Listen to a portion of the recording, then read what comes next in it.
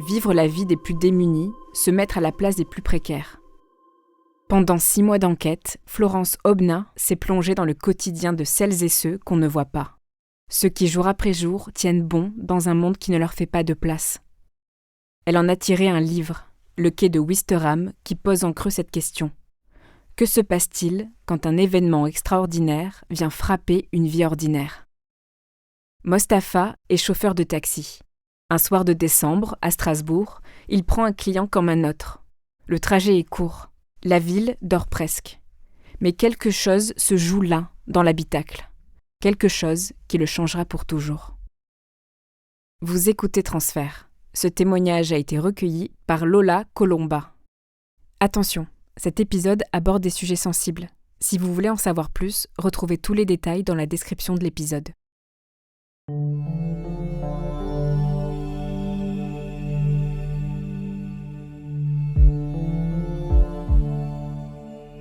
Je suis né au Maroc, à 50 km de Casablanca, dans l'arrière-pays, le 28 février 1971. J'ai grandi au milieu des chèvres, des moutons, des poules, jusqu'à l'âge de 5 ans. Et à partir de l'âge de 5 ans, j'ai commencé à aller à ce qu'on appelle l'école coranique, c'est d'apprendre le Coran, d'apprendre l'islam. Ma vie, elle ressemble tout simplement à un jeune garçon de 5 ans qui part à l'école coranique tous les matins, qui fait à peu près 12 km à pied, avec des sandalettes en plastique. Je suis un enfant qui a très peu de moyens, étant donné qu'on vient d'une famille pas très riche. J'ai pour habitude de jouer au foot, donc avec mes copains, et donc avec les moyens du bord, on fabrique un ballon de foot et de jouer avec pieds nus. Mon père, il est à Strasbourg, il est en France. Lui, il est arrivé 10 ans plus tôt pour travailler, aider la famille qui sont restés au Maroc, pour nous préparer aussi le terrain. Je suis arrivé en 81. Quand j'arrive sur le territoire français, c'est très difficile, c'est quelque chose que j'ai du mal à admettre, j'ai du mal à accepter. On m'arrache quelque part à tous mes copains, du jour au lendemain, on me met dans une voiture, on me dit « Bon, demain, tu vas partir direction la France, rejoindre ton père ». J'arrive, j'ai 10 ans, je ne sais pas parler un mot de français, je ne sais pas m'exprimer, je ne connais pas la culture française. Et en plus, je suis dans une région qui est assez particulière, c'est l'Alsace, il fait très très froid. J'arrive, je découvre la neige pour la première fois de ma vie, où je vois 1 mètre de neige, je suis surpris. Quand j'arrive, mon père m'inscrit au foot dans un club. J'étais très très bon.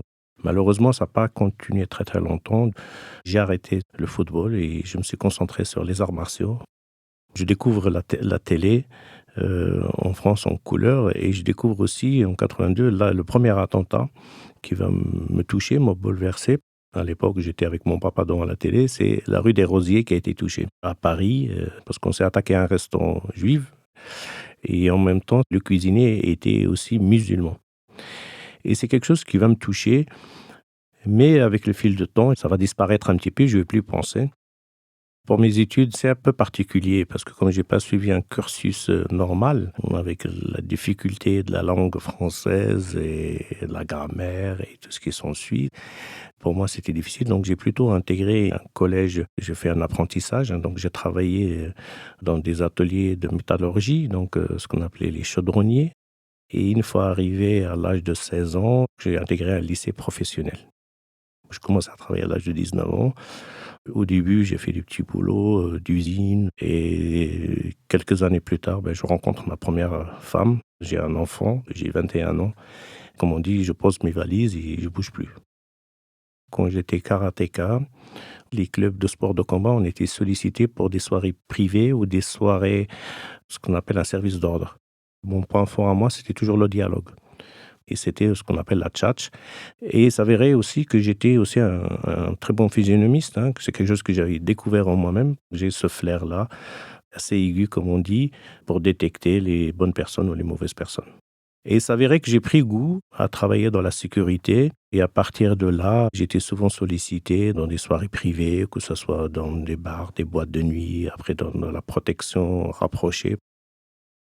En 95, j'ai 23 ans. Il y a un attentat qui se passe sur le sol français. Et donc, c'était dans le RER B, Saint-Michel, à Paris, et où il y a eu pas mal de morts.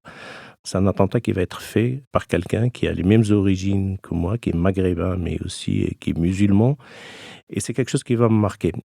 J'essaye de comprendre, moi, en tant que Français, musulman, qui a cette double culture, une culture française, une culture marocaine, de comprendre ces jeunes, pourquoi souvent ils s'attaquent à leur propre mère, ce qu'on appelle la France. Alors que moi, la France, elle m'a beaucoup apporté, elle m'a beaucoup donné. J'ai pu faire ma vie en France, me construire. J'ai fait mes études, j'ai fondé une famille. Et cela me dérange parce qu'après, quand on fait des attentats et qu'on réagit au nom d'une religion, moi, je me sens pris au piège doublement parce que on prend ma religion, on l'exploite justement pour tuer au nom d'un Dieu qui s'appelle Allah. Mais Dieu n'a jamais demandé d'y aller tuer qui que ce soit pour lui. Et ça me dérange et j'essaye de comprendre. Je décide d'arrêter la sécurité en 2007. J'ai commencé à travailler dans le transport, c'est-à-dire chauffeur avec un véhicule privé où je transportais donc des chefs d'entreprise, des parlementaires, des chefs d'État, des anciens chefs d'État. Et en 2009, je suis devenu taxi. J'ai passé mon CCP, donc mon diplôme de taxi, et je suis devenu taxi à ce moment-là, en 2009. C'est un très beau métier, taxi, parce qu'on a cette liberté-là, c'est-à-dire qu'on me paye pour rouler. Et on a cette liberté-là de s'arrêter quand on veut, de recommencer quand on veut.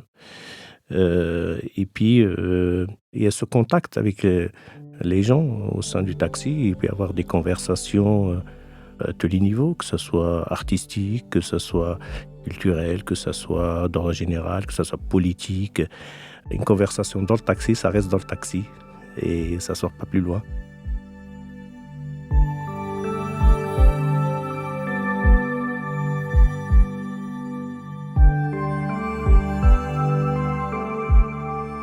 En 2012, il y a eu un attentat qui a été commis par un jeune de la région de Toulouse qui s'appelait Mohamed Merah.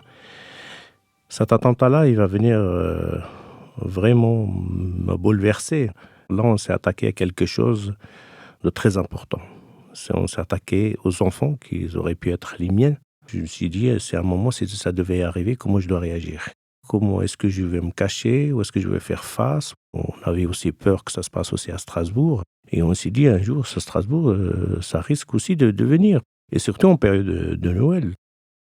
Donc on se pose toutes les questions et on s'imagine tous les scénarios possibles si ça devait arriver. En 2018, j'ai 47 ans et je me suis dit, bon, après 10 ans dans le taxi, je vais essayer de trouver une autre conversion pour plus tard, mais aussi j'ai mes enfants qui ont grandi. Donc ma fille Sophie qui vit avec moi, elle me dit, écoute, papa, ça serait bien qu'on fasse quelque chose ensemble, mais quelque chose qui marche. Est-ce que tu as des idées? Alors mon idée à moi, c'est les épices. Parce que les épices, on a tous besoin d'épices. Et je lui dis, pourquoi on ne fait pas un concept d'épices? Donc on avait discuté, on avait fait une étude de marché avec ma fille. Et on a lancé un concept, ce qu'on appelle les épices fraîchement moulues, c'est-à-dire importer la première matière, bio, et la moudre, et la vendre aux clients. On s'est attaqué à un marché qui était assez gros quand même, donc c'est la grande distribution. Et on a commencé avec pratiquement 40 clients, 40 magasins. On était en progression dans nos commandes. Moi, j'étais dans mon élément parce que j'aimais créer quelque chose de nouveau et en plus, on entreprend quelque chose en famille avec mes enfants et c'était le but de justement, une fois chacun il finissait ses études, c'est de pouvoir intégrer la société avec bien sûr des parts sociales là-dedans, d'entreprendre quelque chose qui pourrait sans doute marcher et fonctionner. Je lance cette société d'épices, mais je reste aussi taxi pour pas affaiblir la société, de prendre un salaire sur la nouvelle société. On va essayer pendant quelques années. Si jamais ça marche pas, dans ce cas-là, je peux toujours retourner dans le taxi. J'ai toujours ce pied-là dans le taxi. Le 11 décembre 2018, ce soir-là, je ne devais pas travailler en tant que taxi. Pour la bonne raison, on devait faire une réunion en famille pour discuter un petit peu sur la stratégie à mener pour l'entreprise qu'on avait développée. J'ai décidé d'aller manger avec ma femme, ma fille ce soir-là. Le téléphone, il va sonner plusieurs fois. Je ne vais pas répondre parce que je suis occupé. Et à un moment, ma femme me dit, mais tiens, réponds parce que ton téléphone n'arrête pas de sonner.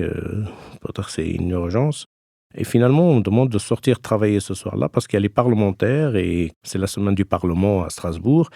Et je décide donc d'y aller travailler parce que ma femme me dit, vas-y, t'as qu'à aller travailler, tu aimes ça, on reportera ça ce week-end pour manger ensemble et discuter de la société. J'arrive devant le Parlement européen à la station de taxi, il est 19h40 à peu près. Donc il y a 12 parlementaires à ce moment-là, ils sortent du Parlement européen. Il y en a 4 qui montent dans le premier, 4 qui montent chez moi et 4 qui restent. Là, on prend la route, on commence à rouler tous les deux, le taxi qui est devant et moi. Et ils veulent y aller manger dans un restaurant mythique dans le quartier de la Petite France à Strasbourg. C'est en plein cœur de Strasbourg. Hein. C'est un quartier qui est complètement sur l'eau. Hein. Donc c'est très très touristique en cette période de Noël. On est en plein de marché Noël. Hein. Donc en plus, il y a beaucoup de monde pendant cette période-là. Donc le collègue qui me précède, il dépose les 4 parlementaires au bord de la route et il continue ses courses. Et puis moi, je décide de les déposer au plus près. Il fait froid, il pleut un petit peu, il fait très très froid, il fait -5, -6 ce soir-là. Donc les parlementaires, ils sont 4, il y en a 3 à l'arrière qui descendent. Ils laissent la porte ouverte. Le premier qui me règle ma course, qui me paye ma course, et il me demande un ticket, un reçu de la course que je viens d'effectuer. Sur ce ticket, il y a 20 € de course et il est marqué 19h58. Il ferme la porte et au moment où il ferme la porte, je dis « Mince, ils ont oublié la porte arrière. Il faut que je descende pour la fermer. » Et au moment où je veux descendre pour fermer cette porte à l'arrière, j'aperçois un type avec un regard noir. Alors on se fixe tous les deux jusqu'à l'arrivée à la porte arrière. Et tout de suite, dans ma tête, je me suis dit, ce mec-là, il n'a rien d'un touriste. Il est là, il est pressé, et en plus, il a une masse assez importante sous la doudoune. Donc, c'est quelque chose qui m'alerte tout de suite. Hein. Et en même temps, il y avait 2 clients potentiels qui étaient là devant mon taxi, qui étaient là debout. Il leur grille le passage, il monte dans le taxi, il ferme la porte. Il me dit, dépêche-toi de rouler, ramène-moi à Neudorf, dans un quartier qui est à proximité de Strasbourg. Et j'ai dit, mais monsieur, donnez-moi votre adresse. Lui, il me tutoie, il est nerveux, il tourne dans tous les sens, il transpire beaucoup, il fait froid. Même moi, je suis dans la voiture, j'ai froid. Et je me suis dit, sans doute, il vient de piquer un sac ou bien il vient de se bagarrer. Et d'un seul coup, à la fenêtre, à l'avant, il y a ces 2 touristes qui me toquent à la fenêtre. Il me dit, monsieur, est-ce que vous êtes libre? Et lui, il leur crie dessus. Il leur dit, non, il n'est pas libre. Et je comprends qu'il y a quelque chose qui ne va pas. Donc, je décide de l'emmener plus loin. Et il me dit, écoute, si tu roules plus vite, je te donnerai 50 €. Je dis, oui, mais ce n'est pas une question. Il y a beaucoup de monde. Tu vois, les rues sont pleines. Donne-moi ton adresse. Donc, je commence à le tutoyer, puisqu'il me tutoie. Donc, je le tutoie pour se mettre au même niveau que lui. Il me dit, non, je t'ai dit de rouler, tu roules. Je lui dis, écoute, tu peux tout me dire. Moi, je suis un simple chauffeur de taxi. Dis-moi ce qui se passe. Je pourrais t'aider. Si tu as un problème, je peux t'aider. Et là, il me dit, est-ce que je suis un arabe? Est-ce que je parle l'arabe? Je dis, oui, je parle l'arabe. Donc, on échange quelques mots en arabe tous les deux. Son arabe, il est approximatif. Je comprends à peu près de quelle région, d'où il vient, parce que j'ai cette sensibilité de savoir un petit peu les régions du Maghreb. Et je lui dis, je peux t'aider, dis-moi ce qui se passe. Il me dit, non, tu ne pourras pas m'aider. Je te dis de rouler, tu la fermes et tu roules. Donc, je continue à tenir le volant. Ça devient inquiétant pour moi. Là, je commence pas avoir peur, mais qu'est-ce qu'il a pu faire, ce mec-là, pour être aussi agité comme ça et transpirer? Et donc, je le fixe dans le regard, dans le rétroviseur. Et à un moment, il me dit, tu ne sais pas ce que je viens de faire? Je dis, non, moi, je ne sais rien. Je ne sais pas ce que tu viens de faire, dis-moi. Il me dit, je viens de faire un attentat à Strasbourg. Je viens de tuer 10 personnes. J'ai tiré sur des militaires. J'en ai tué des militaires. J'ai blessé des militaires et je suis blessé. Et il me ramène sa main gauche qui dégouline de sang sur mon accoudoir et sort son arme et il me la met au niveau du côte. Il me dit, tu fais le malin, je t'allume. Il y a cette espèce de chaleur qui va me prendre à partir des pieds, qui va monter lentement, qui va me prendre tout mon corps et elle va venir stagner au niveau de ma tête, tout en haut de ma tête. Une espèce de chaleur assez intense, on va dire. Et il me dit, de toute façon, à partir de cet instant-là, tu vas rester avec moi. Ce soir, on va aller mourir ensemble.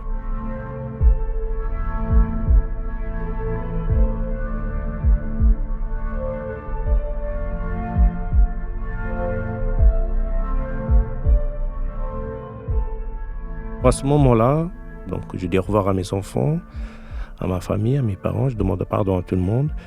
Ce qu'on appelle la prière avant de mourir. Chez nous, les musulmans, on dit ça la shahada. Et donc, je me prépare à mourir. Je dis à un moment ou à un autre, il y a une détonation qui va se faire derrière ma tête et ça va partir dans ma tête. Mais je dois me contenir.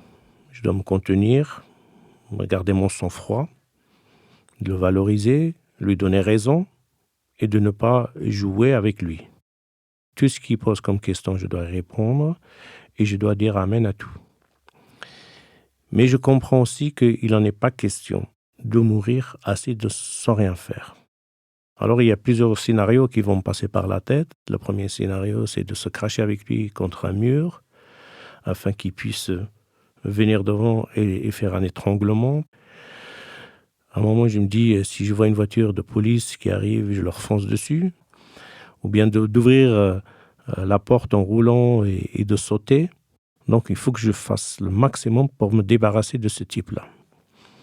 Et donc, on continue dans cette lancée-là. Donc, on est stoppé à tous les feux rouges. Il y a beaucoup de feux rouges ce soir-là.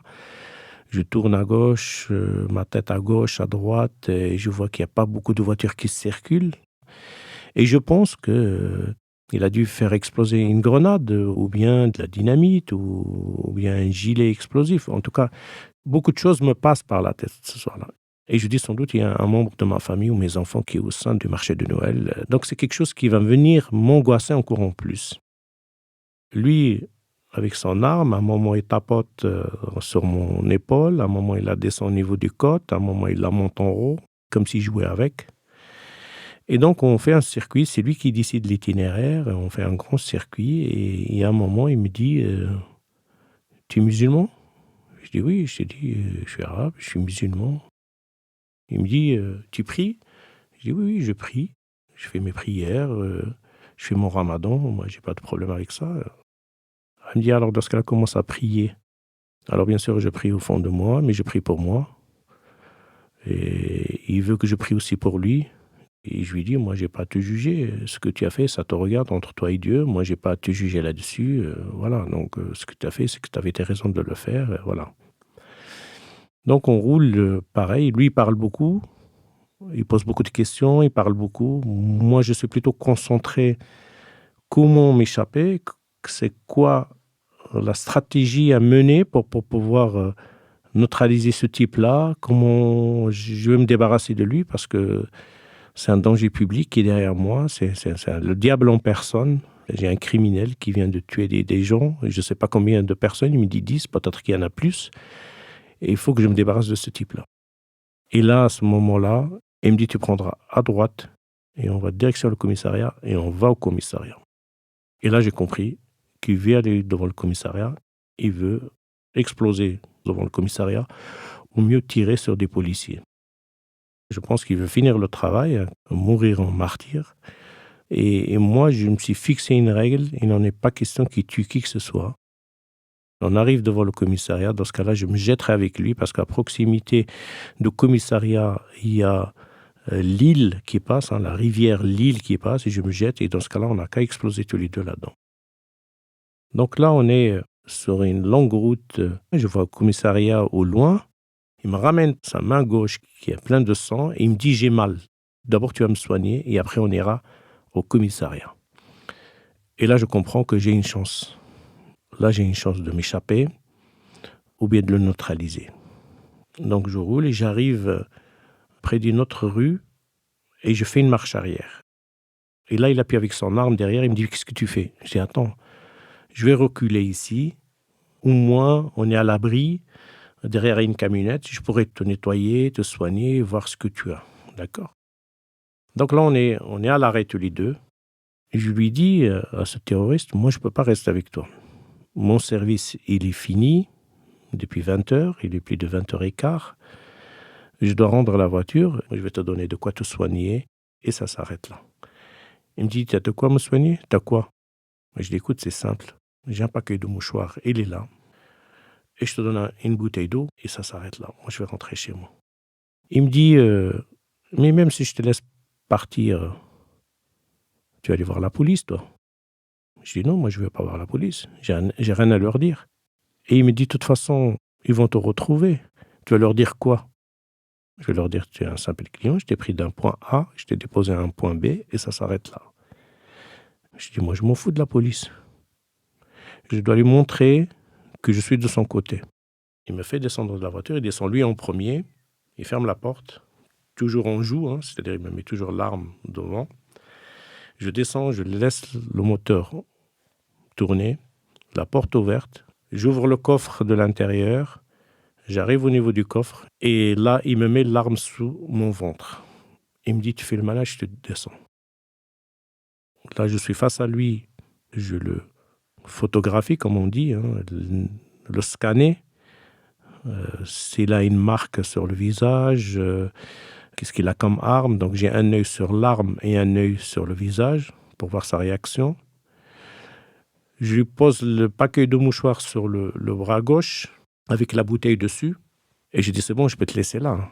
Il me dit, t'inquiète, je vais te mettre une balle dans la tête ou t'inquiète, je te laisse partir. C'est comme ça que je comprends les choses. Et à ce moment-là, ce moment d'inattention, je recule, je monte dans la voiture et j'accélère. Je fais à peu près 100 mètres, 150 mètres. Je tourne ma tête et je le regarde au loin. On se fixe dans les yeux au loin. J'accélère. Je grille tous les feux rouges. Je compose le 17. Et je dis non, j'y vais tout de suite au commissariat. Donc je suis à 900 mètres du commissariat. J'accélère à fond la caisse.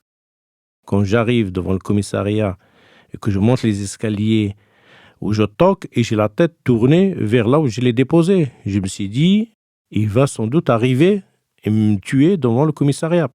Là, il y a seulement 2 policiers qui arrivent et ils me voient en train de toquer. Ils me mettent en joue, ils me disent, qu'est-ce que vous voulez?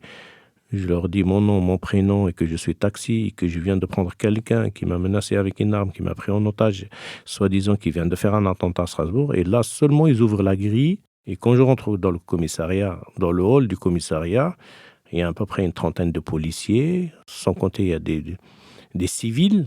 C'est noir de monde. Je suis avec quelqu'un qui tient une radio à la main. Elle me pose les questions. Où est-ce que vous l'avez déposé? Comment il est habillé? Qu'est-ce qu'il a comme arme? Donc je délivre toutes ces informations-là. Et je dis, il est juste là, à côté, au 21 rue de Belfort. Si vous voulez, je vous dépose, venez. Il dit, non, c'est bon. Donnez-nous les informations. C'est comme si je suis en train de tourner un film malgré moi. C'est entre la réalité et la fiction. Même moi, je n'y crois pas. Je n'y crois pas que je suis en train de jouer un rôle dans un attentat. Je suis en train de délivrer des informations qui sont très importantes à la police. Quand je donne ces informations-là, un des chefs de la police, il me dit, on va vous mettre dans un bureau, on viendra vous interroger tout à l'heure. Et je vais dans ce bureau-là. Mais je ne veux pas rester tranquille, je vais faire les 100 pas. Ça va durer 5 minutes. Et au bout de 5 minutes, il y a des coups de feu à l'extérieur.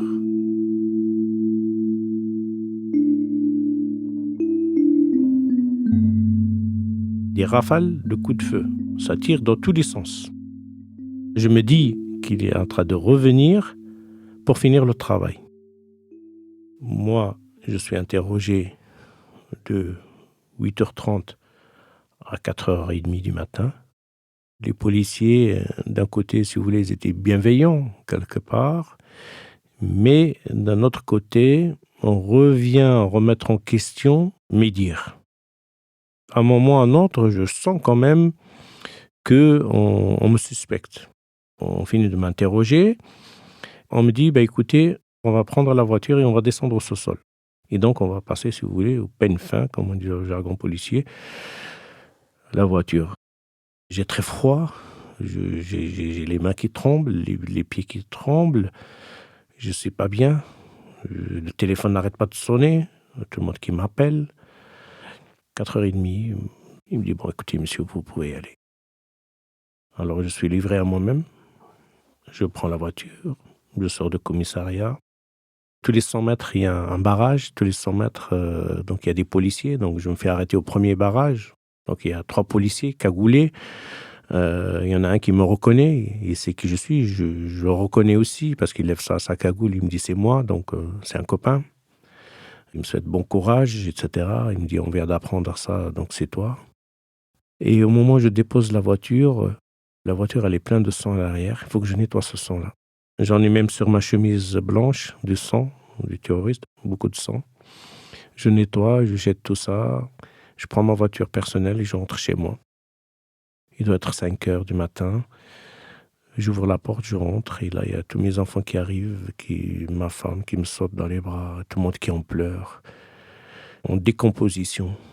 Il me regarde, il me tâte, il me touche si je suis blessé, pas blessé, il voit qu'il y a du sang sur ma chemise, etc. Puis on est assis dans le salon, et on a la télé qui tourne en boucle. On voit que le terroriste, il est toujours en cavale, il n'est pas là, ils n'ont pas réussi à l'arrêter. J'ai mon petit garçon, et il vient sur mes genoux, il me dit « Papa, est-ce que le terroriste, il va sortir sur le canapé ?» Je le rassure. Donc la conversation va durer à peu près 1 heure. Il va être 6 heures du matin. Je vais envoyer tout le monde se reposer. Et là, je vais fondre en larmes. Je vais extérioriser cette colère qui est là. Hein, et je suis compressé de colère, de haine. Et je dis que c'est grave parce que c'est là, ils l'ont pas trouvé. À un moment, il va venir s'attaquer à moi. Je suis complètement fané, complètement vidé, fatigué. Mais je dois rester éveillé. Je dois suivre cette affaire de plus près. 7h30 du matin, les journalistes, ils sont devant chez moi. Et je dis à ma femme, je vais partir. Et on décide d'aller chez mes beaux-parents. Et c'est une de mes belles-sœurs qui devient mon porte-parole, ma voix pour refuser les journalistes, pour m'orienter et trouver une solution sur une prise en charge pour une cellule de crise, c'est-à-dire psychologique. Donc je dois être vu par des médecins, par des psychologues, des psychiatres, parce que je suis dans un moment de sidération, je suis à un moment de désespoir, je ne suis vraiment pas bien. On me demande de venir donc à l'hôpital civil, donc il y a une cellule de crise pour les victimes. Le chef de service en question décide d'appeler le chef de la police en leur demandant une protection, étant donné que je suis inquiet. Je suis reçu au commissariat. Ce n'est pas le chef de la police qui descend, mais un service spécialisé qu'on appelle le service de la SDAT. Donc c'est le service anti-terreau. Il me demande de le suivre afin de m'interroger. Je ne comprends pas, je viens de demander de l'aide, il me retrouve interrogé. Et là, je vais me faire interroger de nouveau pendant plus de 2 heures ou 2h30. Donc, on revient de nouveau sur les faits. Et là, ça se passe très très mal. Pour la bonne raison, on ne me croit pas. Et donc, la conversation qui va être tendue avec cet officier qui est là, il ne comprend pas mon itinéraire, il ne comprend pas pourquoi je suis là, qu'est-ce que je fais là. Donc là, je suis soupçonné d'être le complice. On me dit, écoutez, vous allez attendre dans le couloir et on viendra vous chercher là tout à l'heure pour voir le directeur. Je suis là debout et d'un seul coup, derrière moi, il y a une dame qui est assise. C'est la mère du terroriste qui était là. Je dis, c'est pas correct. Qu'est-ce que je fais là, moi? Je viens donner des informations, faire interroger, ou finalement je suis suspect, c'est quoi, en même temps que les autres? Donc la commissaire, elle comprend qu'effectivement, elle a une boulette. On me dit, écoutez, on va descendre d'un étage et on va rencontrer le directeur. On descend d'un étage, effectivement, on rencontre le directeur qui me serre la main, qui me remercie. Il dit à mes enfants, vous pouvez être fiers de votre papa, c'est un héros, et il a sauvé beaucoup de vies hier soir. Qui me dit, mais par contre, vous devez vous mettre ouvert. Donc, on décide d'y aller chez un autre membre de notre famille, donc la soeur de ma femme, et qui est à l'extérieur de Strasbourg, et on décide de partir pendant 3 semaines chez elle. Entre-temps, il y a un ami à moi qui m'appelle, il me dit, écoute, ça serait bien que tu passes, et nos amis qui veulent te voir, mais viens, ça va te faire du bien avec ta femme, viens ce soir chez moi. Et donc j'hésite, y aller, pas y aller. Donc, et finalement, ma femme me dit, viens, parce que ça va te faire du bien.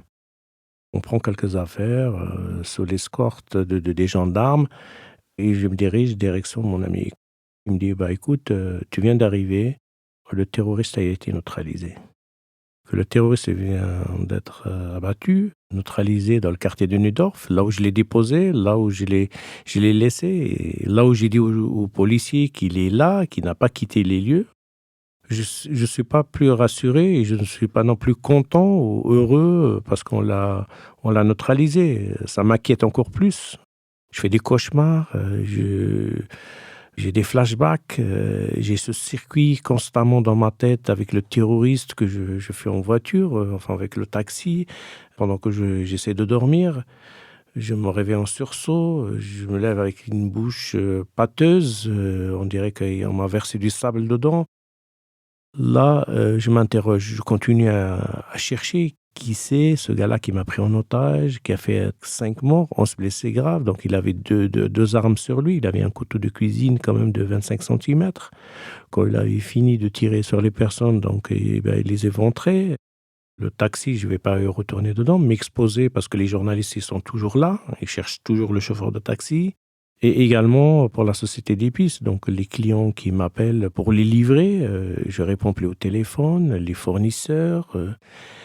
On reste 3 semaines chez ma belle-sœur et à un moment, ma femme, elle craque. Et elle dit: «Maintenant, on ne peut plus rester comme ça parce qu'on n'a pas nos vêtements, on n'a pas de quoi se changer, on n'est pas à l'aise, voilà». Donc on décide de rentrer. Il y a le Nouvel An qui arrive et on est à quelques jours de Nouvel An. Et donc il y a un service de police qui est arrivé par Paris. Donc 2 agents de la police spécialisés de la protection de personnes et on va échanger pendant 4 heures avec eux. On explique la situation, ils analysent la situation. On me propose d'être protégé à la seule condition, c'est de partir de Strasbourg, de changer son nom, son prénom et de ne plus voir la famille. Avec ma femme, on se regarde dans les yeux, on dit: «Non, c'est pas possible, c'est pas moi le criminel, c'est pas à moi de changer de pays ou de ville. S'il y a bien quelqu'un qui doit bien changer et disparaître de la France, c'est bien ces criminels-là, c'est eux qui doivent déménager, c'est eux qui doivent partir de là». Je suis irrité, je suis vraiment pas bien, je dors tout seul, je dors chez moi en bas, et mes enfants à l'étage avec ma femme, dans leur chambre. Moi, je dors avec une bombe lacrymogène, une matraque, d'autres choses à côté pour se défendre si jamais je suis attaqué. Les fenêtres elles sont fermées, les volets pareil. Étant donné que j'arrive pas à dormir, je prends des notes, je note tout ce qui se passe tous les jours. Je prends des notes et je conserve ces notes-là. Et quand j'étais épuisé, fatigué d'écrire, je dessinais quelques dessins. Et ça commençait à m'aider à extérioriser un petit peu ce que j'ai en moi et m'exprimer. La communication avec ma famille devient très compliquée. Il y a des tensions qui se créent. Déjà avec mon épouse, parce qu'elle ne me comprend pas, enfin elle ne comprend plus rien, puisque avant elle avait affaire à un homme qui était actif, un homme qui travaillait pour sa famille, qui avait 2 boulots, qui était plein d'énergie, faisait 36 000 choses et du jour au lendemain, elle a quelqu'un comme un légume, lent, en train de se décomposer à la maison, qui mange seul, qui dort seul, qui fait chambre à part, qui n'est pas présent avec eux, qui fait rien avec eux et qui se laisse détruire. Il est en train de se détruire et donc elle ne comprend pas que moi je suis au plus mal. Donc il y a ces tensions qui se créent entre ma famille. J'essaye quand même de prendre sur moi et de décider de partir. Je vais aller au Maroc pour me reposer. Je suis dans la préparation de mon départ et le 1er mars, il y a un élément qui va venir vraiment alerter, qui va me mettre encore en hypervigilance extrême. C'est un des frères du terroriste qui a posté des armes et des gilets pare-balles sur Internet, sur Facebook, comme quoi il allait venger son frère. J'ai dit, il faut que je précipite mon voyage et je vais partir pour pouvoir s'éloigner pour se reconstruire, mais en même temps aussi laisser la famille aussi se reposer parce que m'avoir dans leur parage et dans leurs pieds tous les jours, c'est plus soutenable.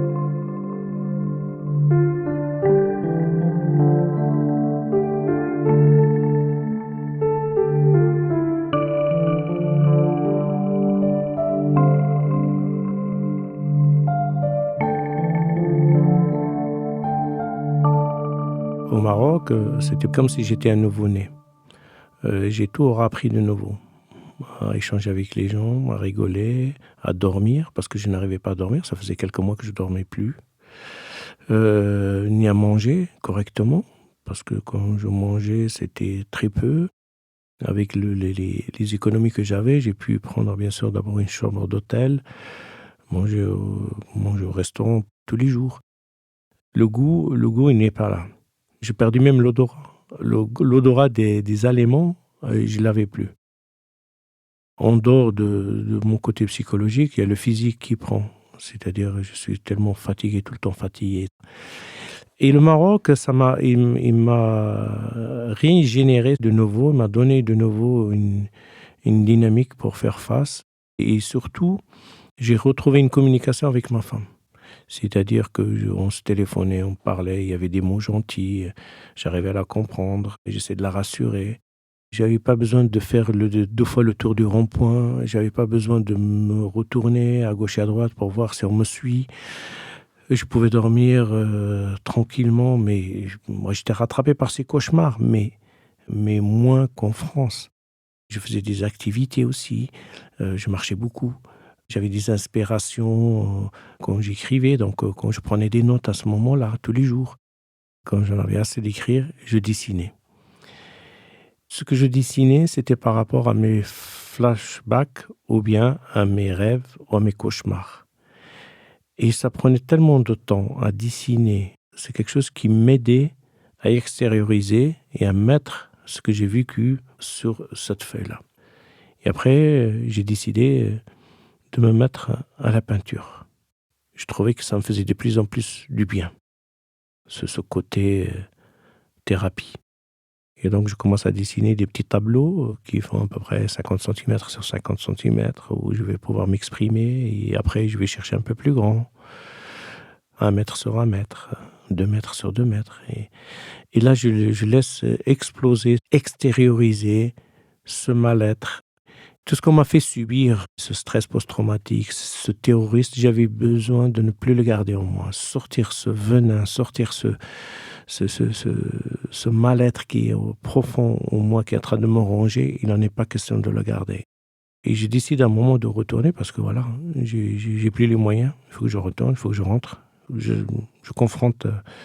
m'affronte à la réalité des choses. Et je décide donc, au bout de 3 mois, de rentrer à Strasbourg. Alors les choses vont se compliquer du fait que l'entrée d'argent n'est plus là et que je ne pourrai plus retourner travailler dans le taxi. Et je décide de m'arrêter. Et concernant la société des épices, en 2020, étant donné que je ne remplissais plus les conditions auprès de mes fournisseurs, de mes clients et de mes employés, donc il y a eu une liquidation qui s'est faite. Et donc j'ai perdu ma société. Donc tout ce que j'ai investi dans cette société-là, je l'ai perdu. Alors, il y a un fonds de garantie. Le fonds de garantie vous octroie des provisions pendant votre reconstruction, avant de vous consolider à la fin et de vous sortir une somme pour vous réparer. C'est comme ça que ça fonctionne en France. Pas moi, mais ma femme, elle s'est déjà rendue pour aller chercher des bonbons alimentaires, tout simplement pour faire face. Et donc, ma femme, elle s'est démenée comme elle pouvait. Et heureusement qu'il y avait son salaire pour venir aux besoins de la famille, tout simplement. Et après, on était obligé aussi de déménager, de partir de chez nous. Donc, on est sur un nouveau projet qu'on n'a pas choisi. C'est-à-dire qu'avant, j'étais dans une maison qui était complète, qui était refaite. Et en plus, je devais l'acheter en 2019. Et du jour au lendemain, en 2020, je suis obligé de déménager parce que je ne suis plus en sécurité. Je n'arrive plus à faire face financièrement. Et donc, il faut partir. Et on va vous octroyer une autre maison dans le social et vous êtes livré à vous-même. Aujourd'hui, après 7 ans de l'attentat, je suis toujours dans mes difficultés financières.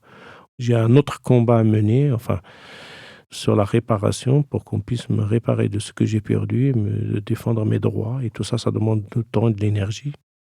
Depuis 2018, je fais toujours chambre à part avec mon épouse parce que l'attentat est venu balayer ce côté, je dirais, intime. Tout ça, c'est bafoué.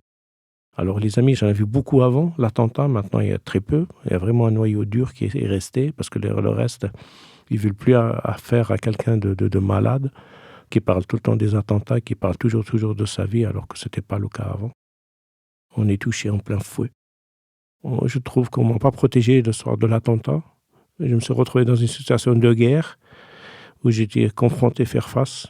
Et derrière, je suis blessé de guerre et on m'aide pas à me reconstruire. Et je pense qu'on doit se remettre en question notre mode de fonctionnement, notre mode, comment on doit entreprendre justement des actions vis-à-vis de ce phénomène qui gangrène la société. Alors moi, je me mets face à ce phénomène-là par mes actions auprès de la jeunesse, que ce soit dans les collèges, dans les lycées, que ce soit dans les clubs de sport, c'est de venir de les prévenir que la radicalisation n'est rien de bon. Mais je suis là pour les faire face et s'opposer que notre jeunesse aille mourir au nom d'une religion. Moi, j'ai joué mon rôle citoyen et je suis fier de l'avoir joué. Et si j'avais à le refaire, je n'hésiterais pas à le refaire parce que c'est ma façon de voir les choses. J'ai pris mes responsabilités ce soir-là en tant que citoyen.